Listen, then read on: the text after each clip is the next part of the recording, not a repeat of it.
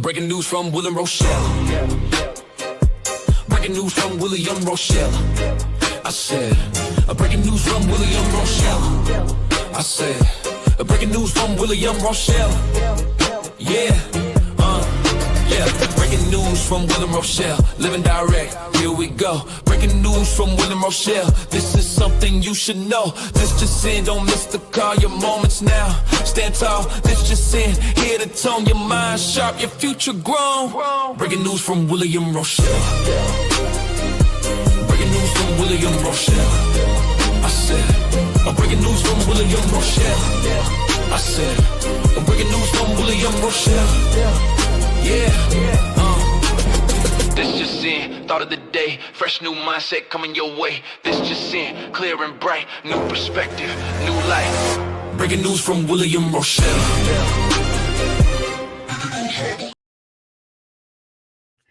Hey everyone, this is William Rochelle, but you can call me Bill, and this is my breaking news segment. There's several things I want to talk about today, and there have been several milestones that I've hit this week, but it's really been a journey for me. And what I've learned throughout this journey is to share, to open up, to be yourself and live your authentic life.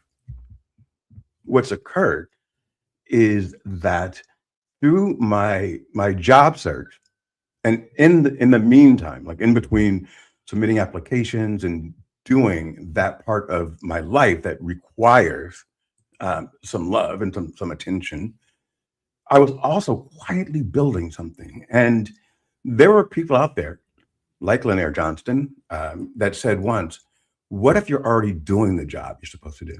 Now, I want a traditional job. I mean, I've done the startup thing. I love it. But right now, this is my passion, but I don't want to mistake it for my income. So let's make sure that those two are separated. And I'm going to go ahead and be me. So let me tell you what's going on. Recently, I wanted to stop. I was kind of like, do I want to continue doing this hobby and this thing that's kind of keeping me a little bit sane in this crazy world? It occupies my day. It gives me something to look forward to, and it has been wonderful. But we all get into those moments where we question, what direction is our life supposed to go in? We all do that, right? And when you're in the middle of trying to figure out what direction your life is supposed to go in, and you're sending out applications, and unfortunately, you're not getting exactly what you need back. It gives you time to reflect. And during this journey, what I've discovered is myself.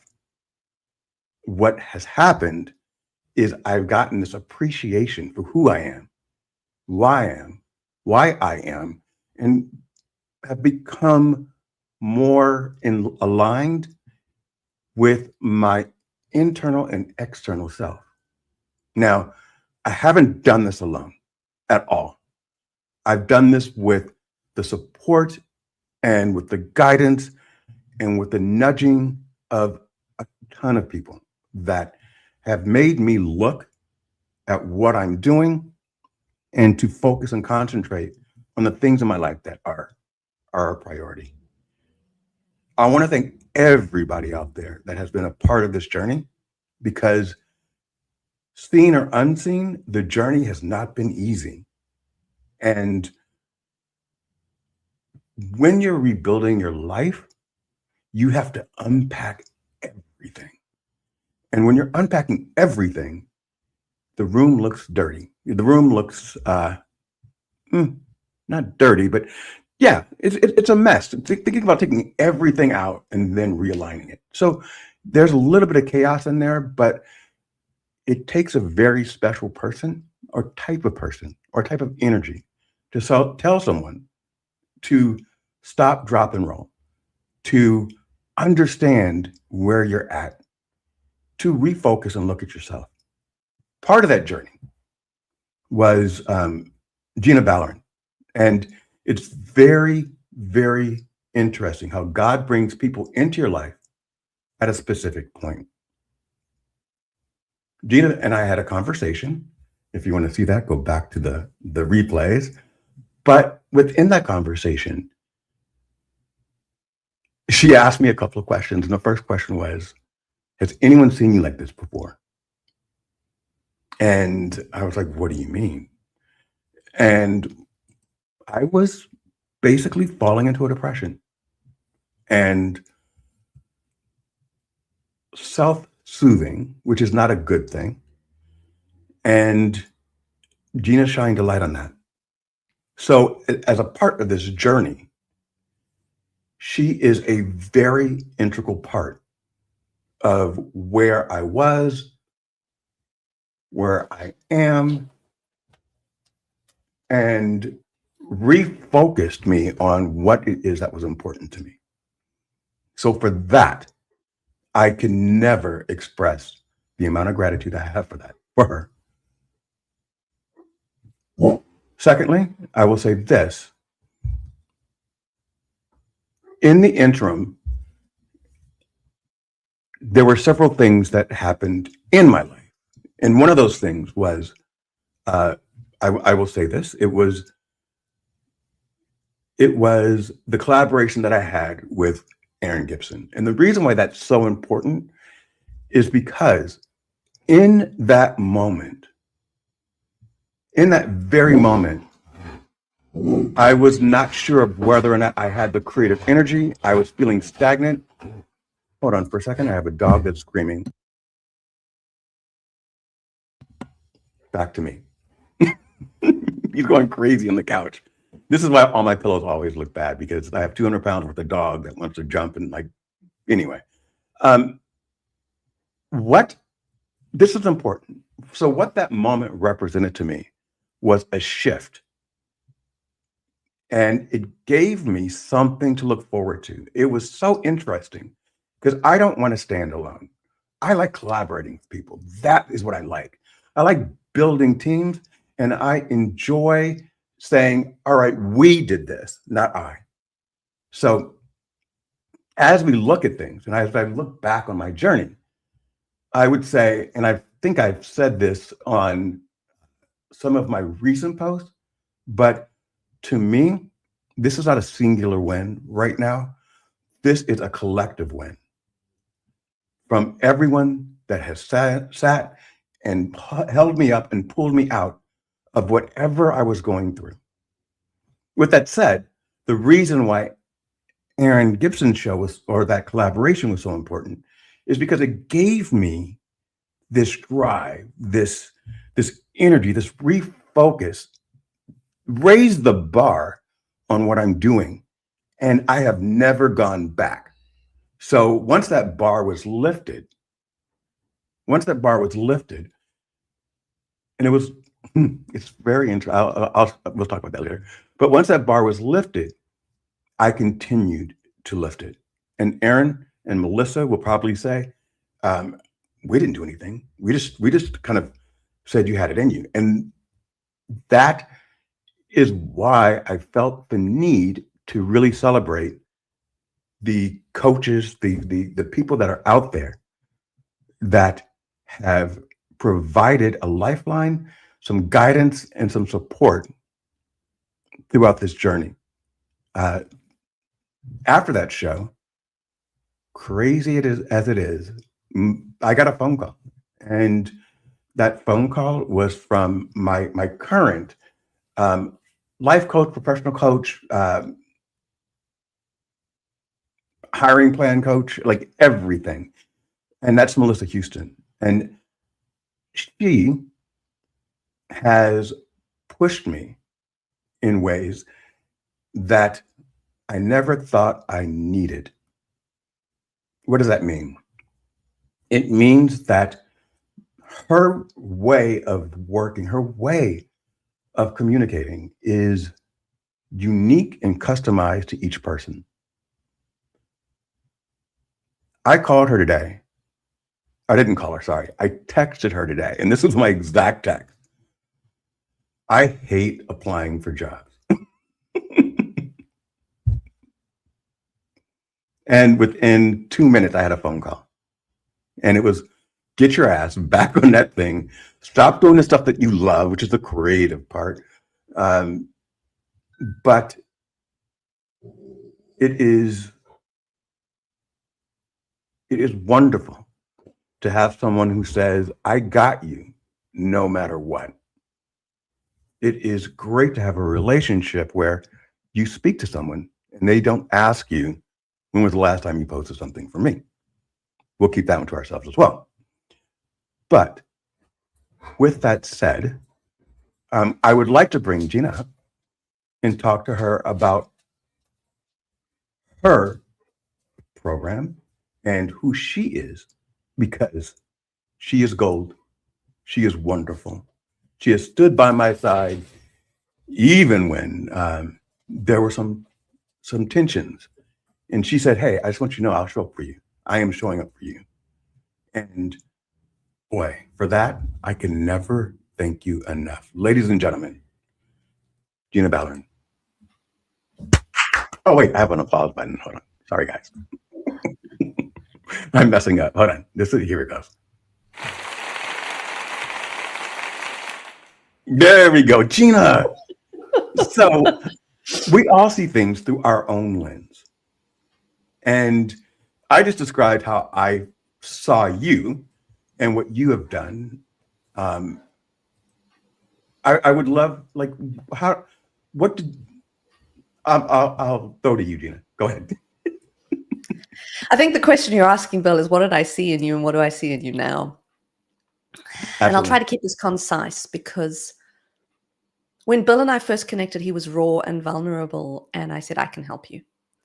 Because he'd had issues with communication. He'd been on shows with friends, people he trusted, people he liked, where he couldn't get the words out. Now, I'm a communication coach. My area of expertise is in understanding what comes out of your mouth or out of your pen. How do people read that? How do they perceive that? And therefore, to dig beneath the surface and go, right, what's going on that is fueling those messages, and unpicking that process. Now, as part of that process, I could identify that something was wrong with Bill. And one day he showed up to a call and he didn't sound right. I said, Bill, are you okay? Are you sure you want to carry on with this? And he almost had to convince me, yes, I'm ready to go. I'm ready to go. But the reason I asked that question was not because I didn't think Bill was serious about beginning, but about whether the timing was right, because timing is everything. And the problem here is that not that people can't be coached, that they don't want to be coached, but there is this barrier that we all have in our heads. And in my context, in communication context, if we have something going on here or here or here or in our guts that prevents us from speaking, then we stop ourselves. And it means that when I work with people who have big brains and big hearts, they also have to have big balls. Go ahead, communications. That does not mean that they have to be men, but it means that they have to be brave and they have to be ready. And that is a moment in time where you go, I've had enough of whatever it was that happened before. I am now taking ownership of who I am and where my journey's going. And so Bill and I worked together to unpack what was going on in his life, where he was. And eventually I said to him, Bill, let's just get this clear. Like, you're working with me as a communication coach to help address some issues that you had with communication in a job interview context, on a performance interview context. But you want a job. This is the problem. The problem is not that you're trying to prepare for a speech. The problem is not that you're trying to inspire and influence 1,000 people every single day, because that's what you do, because that's what makes you come alive, which it is. Mm-hmm. But what I said to Bill is, Bill, are you using this amazing thing that you do, UBU Live, as a way of preventing applying for jobs? Mm. And I know that feeling because I've done that. It's really easy to avoid the thing that you know you have to do by doing the thing that you want to do, because it doesn't feel like it. Because it feels like you're doing something productive and engaging, not realizing that, in fact, you are just finding a way of avoiding reality. And so when Bill told me that he'd found someone to help him with his career search, I was delighted. Because for me, we need to find the right people at the right times in our lives. Every box has a lid. And now Absolutely. I'm starting to see Bill show up, not just with truth and vulnerability, which he always has, but showing up with the ability to focus on what he really wants. And that is Absolutely. getting a job. And so he's Yes. found someone who can be with him every step of the way, someone who can hold him accountable, someone who can say, how many jobs have you applied for? What are you doing differently? Have you made the calls to people? Have you reached out to your connections? Have you told them that you're looking? All of these things I know about because I've been a job seeker, because I've been someone who manages and hires people. But there's a different thing being on the ground, in the context, understanding the roles, understanding the hiring processes in your country. Absolutely. The bill needed from someone on the ground. Now, when he comes back to me again and tells me that he's ready to stop Do a preparing TED for that, talk. he's going to deliver it. Yes. Yeah. Then we'll talk again. Yes. And when Bill is standing in front of an audience at his new job and going, you know what, Gina, I love this, but I feel like something's missing. We'll talk again. And when Bill has employees who are good, but they're not ready to go to the next level of their career because they just can't articulate their message clearly. They can't inspire people to rise up, to create something new, to bring people into that beauty. We'll talk again. Absolutely. Absolutely. And I shared this with you earlier today. Did I just say this or not? Because I hate repeating myself. And we had a talk, but what you just said was exactly what I think that Melissa sees is my passion. The fun part is doing this. And is that avoidance for doing the thing that is harder, the part that is more, it's the part of my life I need to concentrate on right now, is getting income at this moment, right? And to, feel seen and feel heard and all those great things. I tend to want to do the videos, do the music, because that, but it's not really where I need to be in this moment. I will continue it. And I love it because it is like therapy and it is a part of me that I think is going to continue to grow. But I also need to balance it. Mm-hmm. And that's where getting that kick in the butt, getting that, hey, I know you just said you hate applying, but this is the 10 reasons why you need to. Yeah. And she sent me like 7 job listings that have you applied for this one? I'm like, oh shit. And then she asked, And then she asked me, so how many you get through today? Well, I just gave you 7 and you have to do 10 a day. So are you going to do 17 or are you just going to do the 7? Mm-hmm. So it is something that absolutely build both, but balance is important. Absolutely. One of the things that I would like to touch on is this. I believe right now, especially here in the United States, life coaches, professional coaches there's such a value in that. I don't think that a lot of people understand the difference. I don't think people get it. I think a lot of us have built our careers on motivating others. There's a difference between motivating Gina, because I can do that today. Right now, I can get you hyped up. But there's a difference when you're taking that mirror, like Melissa did, and she held it up and said, "This is what I see." I think any good coach should be able to do that. Any good coach should be able to see the unseen. The question is this: tell me why it is that I didn't, or a lot of people don't invest in themselves. Because what I think people like right now, I think the best Christmas gift I can give somebody is Melissa or you or what's right for that person. Yeah. But I'm encouraging people right now because the times are so rough. And if you're going to spend $1,000 on Christmas gifts and there's someone in your household that is unemployed and is going to do this, I would say it's like teaching someone how to fish instead of buying them the food. Does that make sense? That makes perfect sense. You know, I've been listening to people for decades, not just like, how are you doing? Oh, that's interesting. And there's a difference between listening to reply and listening to engage. And I think the answer to your question, which was, why don't people invest in themselves, comes down to what we expect, what we were taught, what's okay behavior, and sometimes down to childhood trauma.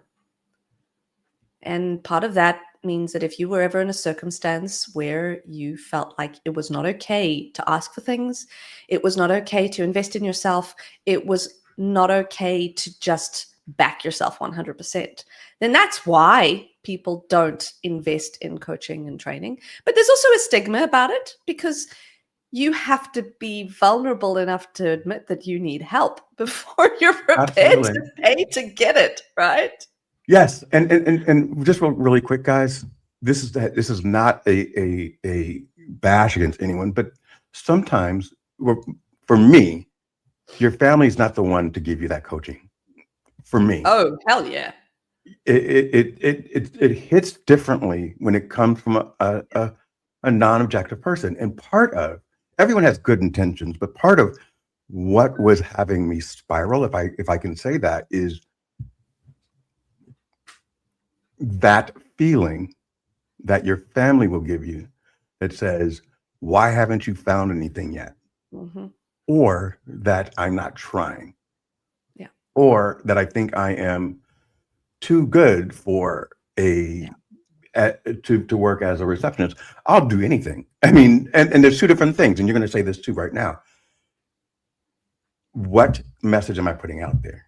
Right? So if I say I'll do anything, then that scares people. Right? But that's not really the message I'm trying to put out.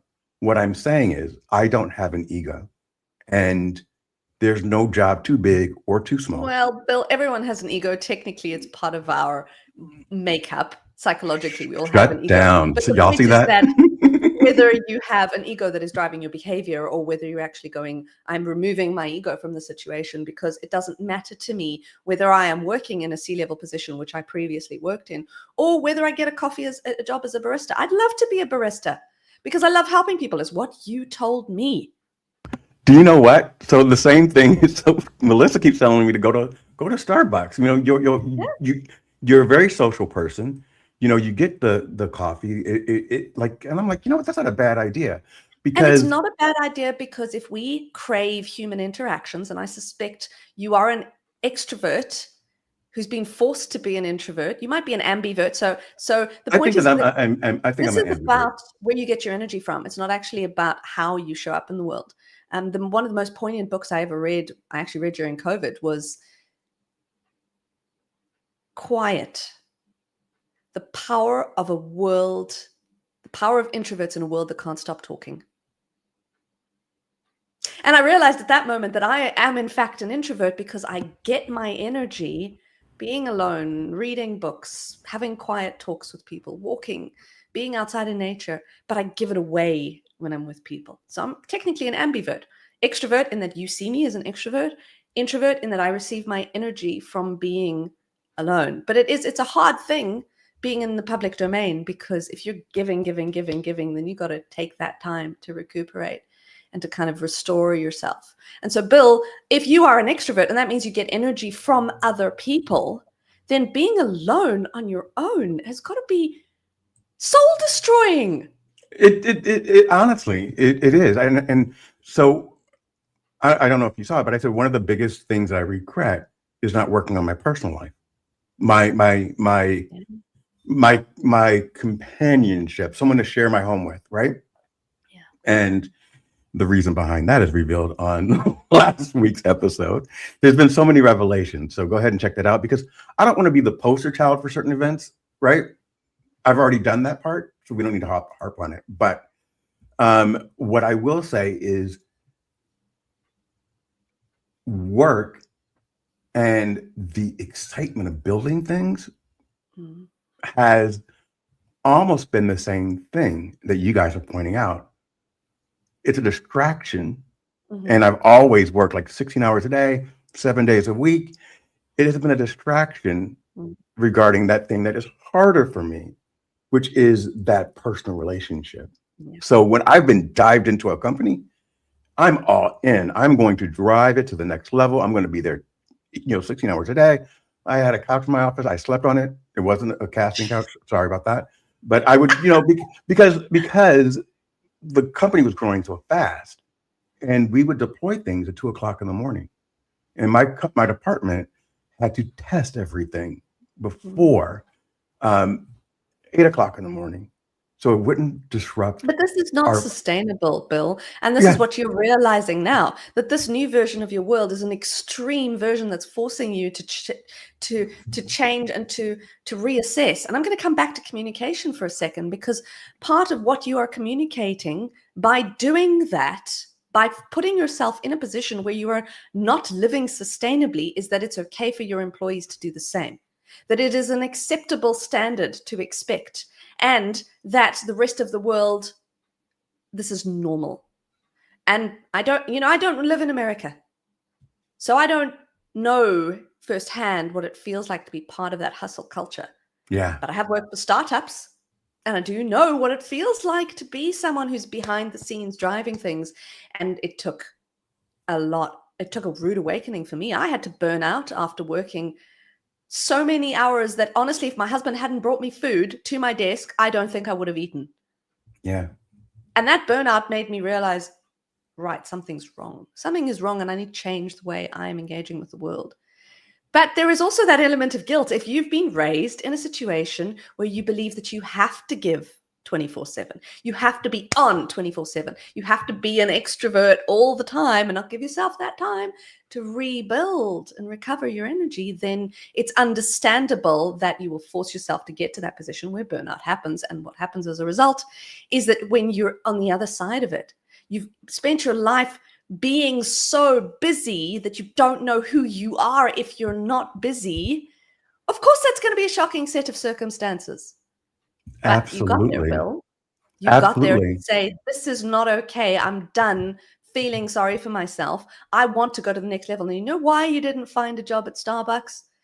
Well, there might be multiple reasons. Number one might be because whatever fate, the universe, your higher power Yes, says, Bill, this is not for you. Something else is for you. Something better is coming. But the other reason might be you didn't really want it. Because I know you well enough to say that if you want something, nothing on earth will stop you. But I don't know how badly you want this thing that is a new version of you in a job. If you want that Starbucks job, you will make it happen. You'll find a way. You'll be there, and first thing in the morning, you'll have a conversation with the manager. You'll say, hey, let me just volunteer for a couple of hours. You'll hang around the coffee shop. You'll start carrying the cups back to the counter. You'll replenish the stocks without being asked. You'll make friends with the baristas. You'll learn how to do barista stuff in your part-time, because that's what you would do, because you yes. really, really want it. And so my question to you, coaching aside, is how badly, not do you need it, but how badly do you want it? I'll be honest, I want to touch people who, by changing their communication skills, can change the world. If you could put Bill Gates in front of me right now and I could help him improve his communication skills, I could create ripples in the universe. You guys already do And it that. doesn't have You to do. be Bill Gates. Right. Right. My point is that there are people who have the ability to put themselves out there in a world that is beautiful and articulate and creates impact and change, but they don't know it, or they doubt it, or they're so obsessed by finding exactly the right word or exactly the right moment that they forget that they've got to be human. Absolutely. Absolutely.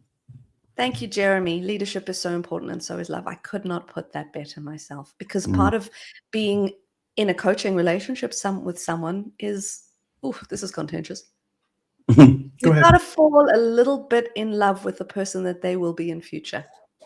Not them as they are now, but the person that you see. And when I talked earlier about how great coaches can see things that aren't there, great coaches can hear things that someone is not saying.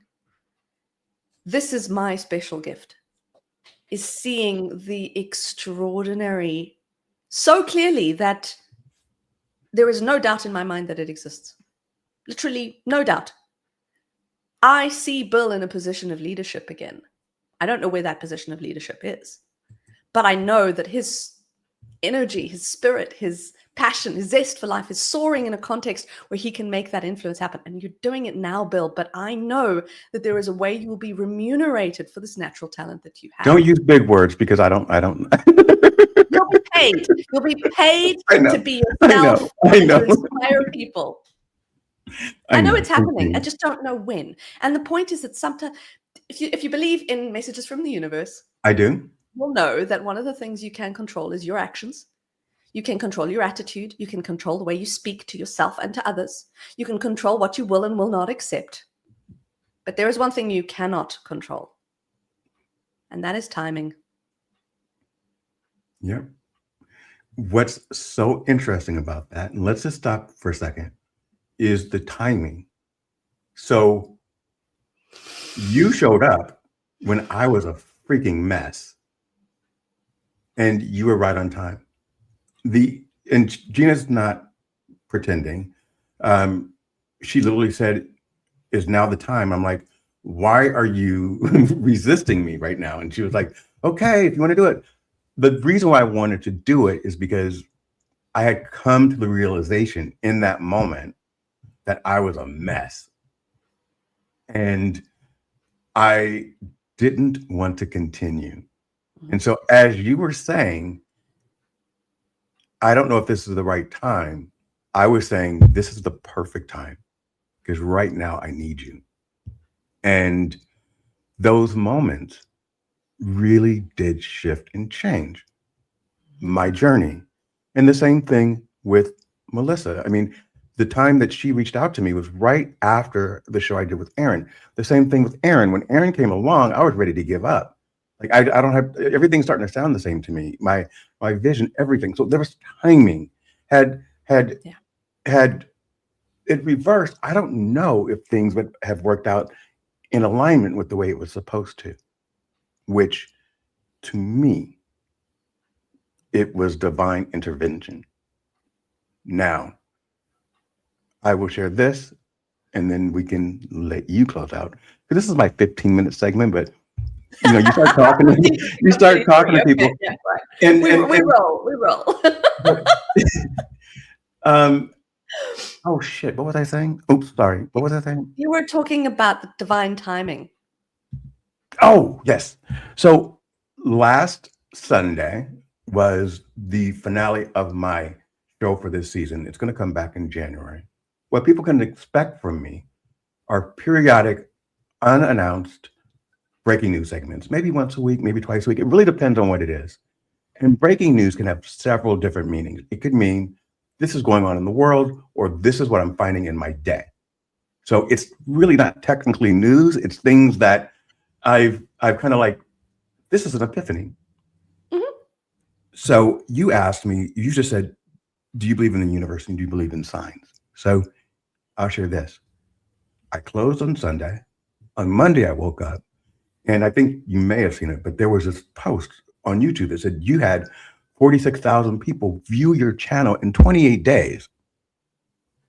And then this morning, I'm on a live, and Substack said, oh my God, you just hit 101 subscribers. And I'm like, I've been on there about 90 days, but I've only been pushing it for like the last 2 weeks, maybe 3 weeks.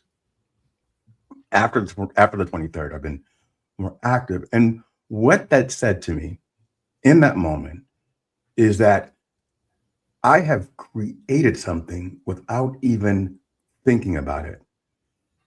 This might sound crazy to you, but it reinforced that I can build something out of nothing and that I can take my moments, which this is a moment, and turn them into a life-changing platform for everyone out there. And as I'm going through this journey, one of the things that I say continuously to people like Curtis Brooks, people like you, everyone. I told Curtis today, hang on, because he was like, oh, I'm really proud of you. I said, hold on, because I'm taking you with me. And he was like, okay, thanks. No, Curtis, I'm taking you with me. You and I are on Substack. I will continue to post your stuff, repost it, reshare it, and clap as if it were my own. And to me, I am someone who likes to give.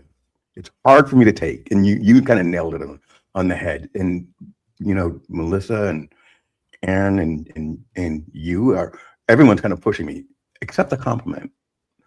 Do you remember the lie thing?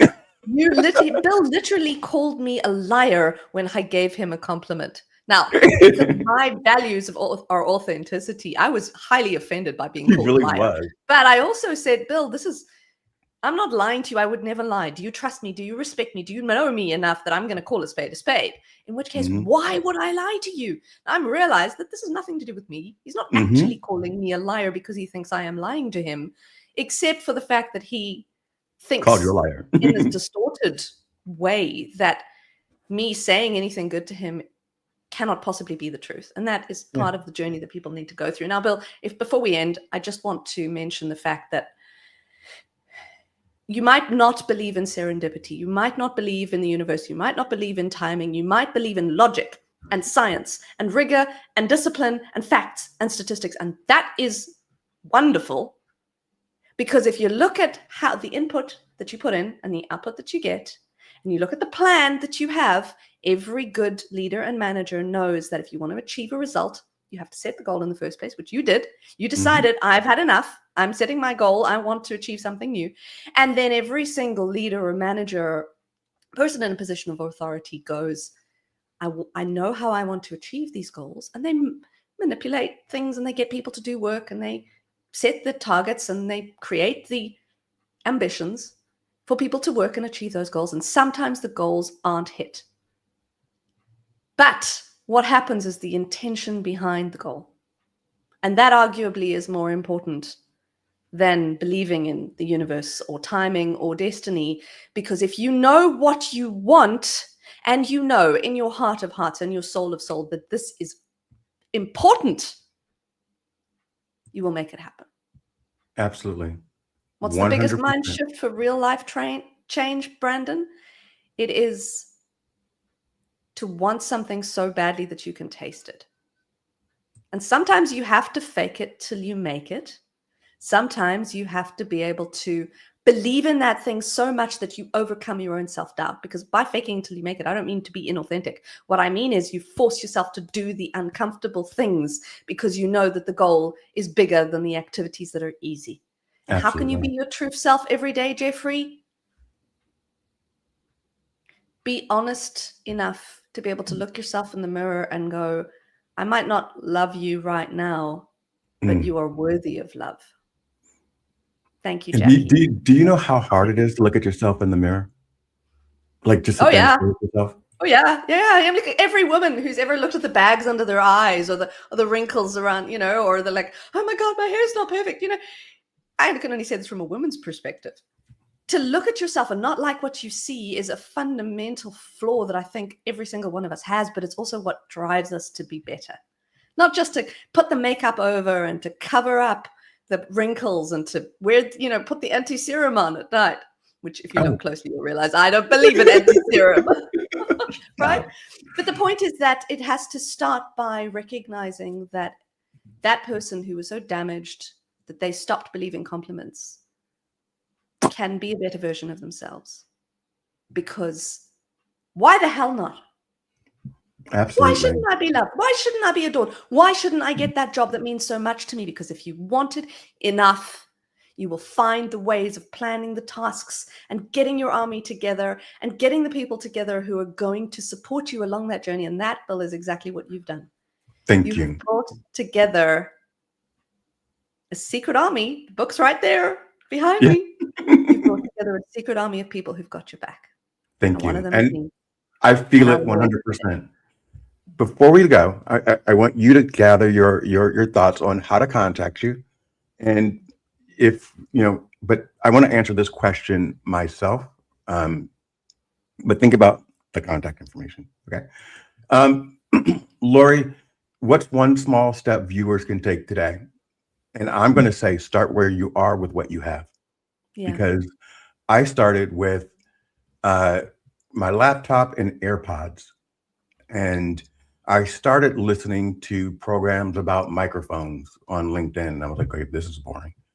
And I segued into a lane that was what I consider to be my own, because really what I'm doing is I am unpeeling the layers, but I'm doing it so I can help other people. So think about, we're having this conversation that is healing, but we're doing it so that everyone can kind of get lifted up and understand that whatever someone looks like on a stage or on their LinkedIn profile or whatever, there's a human behind that.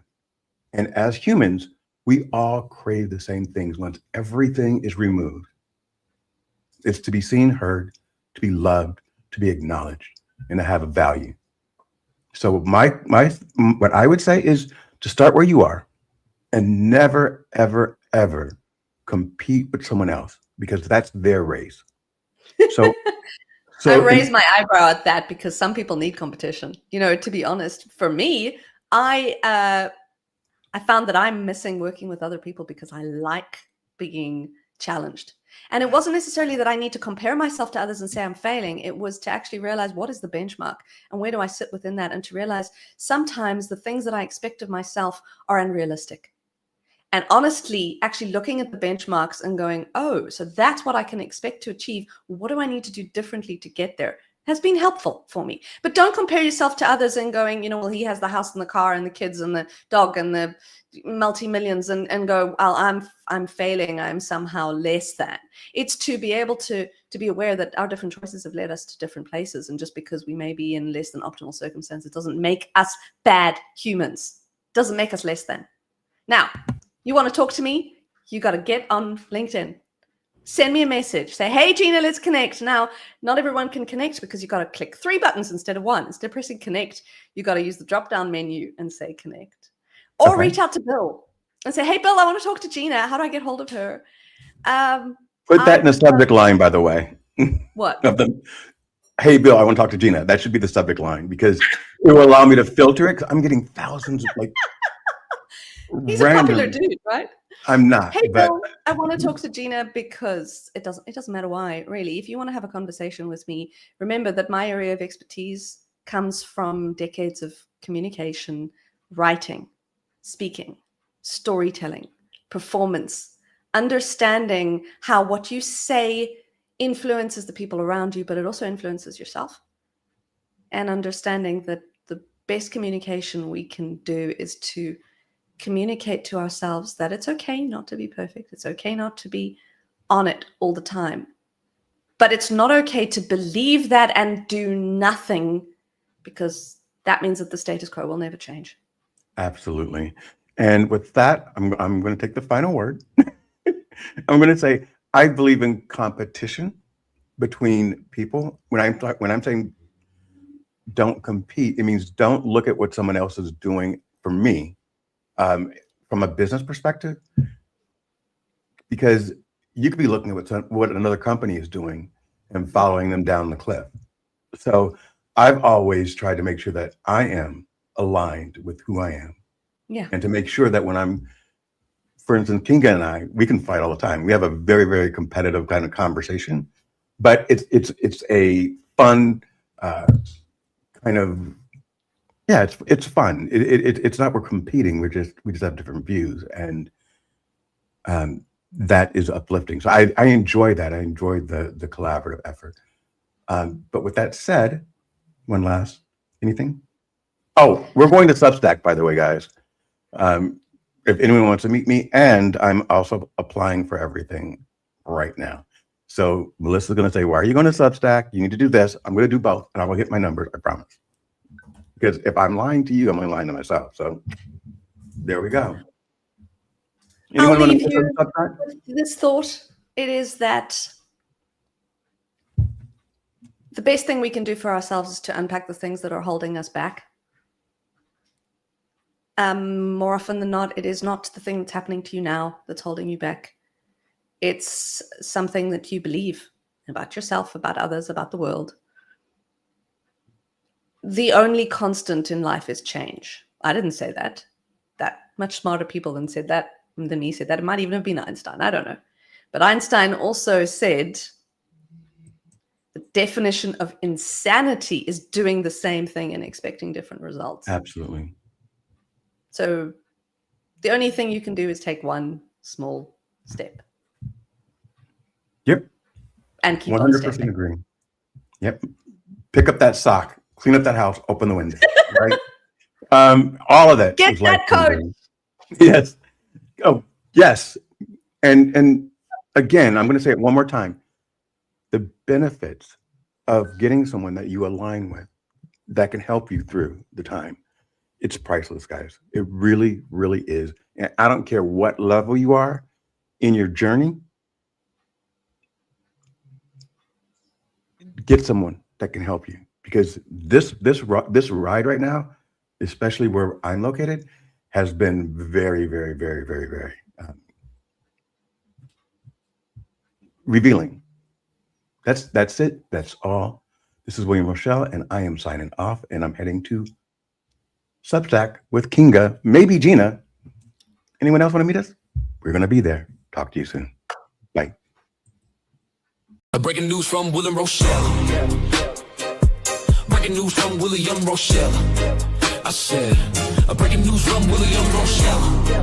I said, breaking news from William Rochelle. Yeah, breaking news from William Rochelle. Living direct, here we go. Breaking news from William Rochelle. This is something you should know. This just in, don't miss the call, your moments now. Stand tall, this just in. Hear the tone, your mind sharp, your future grown. Breaking news from William Rochelle.